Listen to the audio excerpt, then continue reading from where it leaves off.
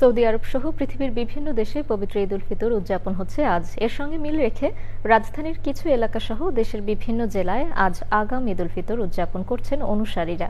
বিস্তারিত জানাচ্ছেন মাজহারুল হক মান্না। রাজধানীর খিলগাঁও, পান্থপথ, যাত্রাবাড়ী ও বসুন্ধরা সহ বিভিন্ন স্থানে পবিত্র ঈদ উল ফিতরের জামাত হয়েছে। সকাল 10টায় খিলগাঁওয়ে খানকায় সুরেশ্বরীর অনুসারীরা জামাতে ঈদের নামাজ আদায় করেন। এতে পুরুষদের পাশাপাশি নারীরাও অংশ নেন।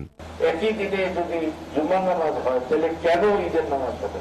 আমি মনে করি, বিশ্বাস করি যে যথেষ্ট জ্ঞানী গুণী অনেক আলেম ওলামাগণ আছেন, আলোচনার মাধ্যমে এই সমস্যার সমাধান করা সম্ভব।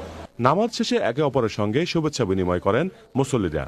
নামাজ পড়তে আসা কয়েকজন বললেন, হাদিস অনুসরণ করে ঈদ উদযাপন করছেন তারা। এই যে আজকে তারা ঈদের নজর আদায়, তারপরে কাজা, তৃতীয় দিন কোনো নামাজ নাই।